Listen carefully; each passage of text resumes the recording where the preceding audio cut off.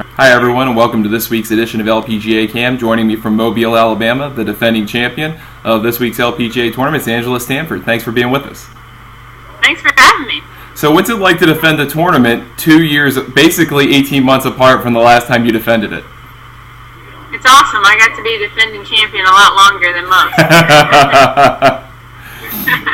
Is it a little different playing the tournament now at this time of year in the spring as opposed to last time, and what's that difference?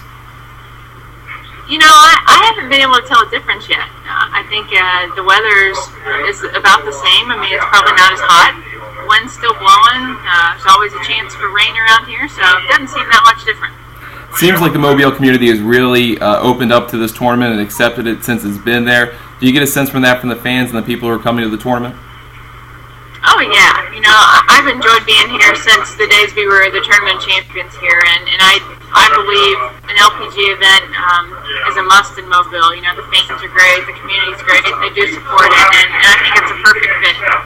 I know that you would probably love to have a tournament near your home in Texas, near the Fort Worth area. Is that a desire for you one day? Oh, yeah, for sure.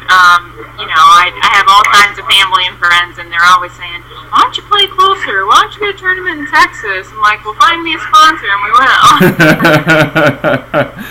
You said you, and Brittany Lincecum shared this as well, that you guys kind of had some time together during the off-season. Can you talk a little about your friendship with her? Yeah, sure. You know, I've been very blessed recently to have some good friends out here that we enjoy the same interests. You know, we love going to baseball games. Brittany and Christy and Jenny, those and Meredith, they like to fish. I like to ride on the boat. So that's how we get along there. So you know, it's I feel very blessed to have some friends come into my life out here that we have common interests, and they're great people, and they're just a lot of fun to be around. Brittany said that she went ahead and had a practice round at Oakmont a couple of weeks ago and said it was the toughest golf course she's ever played. Is that something to be scared about for the U.S. Women's Open? Brittany says that about every golf course she plays, so I'm not worried about that. No, she did talk about the greens, and she talked about it being a link-style course, and she likes to over-exaggerate, so we gave her a hard time about that, but believe me, I watched the men when they played there, they're open there, very aware that it's going to be a tough challenge when we get there. Can you talk about where your game is right now? The last time you won and played in this tournament, you were basically atop the women's golf world. Can you talk about where you stand today? Yeah, you know, I'm probably not striking it as well.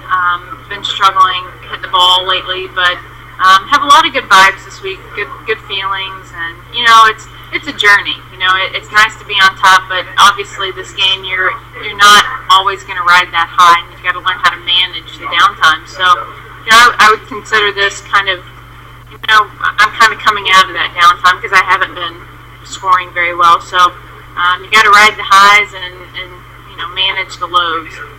There are some starts and stops to this point in the LPGA Tour season, but now kind of kicks into the swing where it's consistent tournaments through the summer.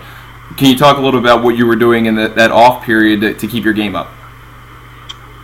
Well, again, very, very fortunate to play out at Shady Oaks Country Club in Fort Worth, and we have a group called the 1 O'Clock, and those guys love it when I talk about them because it's like they're, you know, 5 minutes of fame. So we have some of the best amateur golfers in Fort Worth playing at Shady Oaks, and it's basically a birdie game, but also best ball game. So they make me play to a plus handicap. So it's a great game for me because I have to make birdies, but you know, pars, you need a par too. So I'm fortunate to have an opportunity to still be competitive at home.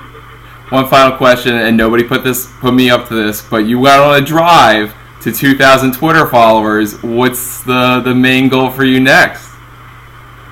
Well, you know, my issue is my good friends are Christy McPherson and Brittany Lincecum, and they have both lapped me in followers. So I don't know what else to do. I mean, unless I just figure out a way to get into the system and take some of their followers away, I don't know what to do. I tell them they have the upper hand because I'm not as creative as they are. So. Well, we hope that you catch up to them soon. Angela, thanks so much for the time. We appreciate it. Best of luck this week. Thanks for having me again.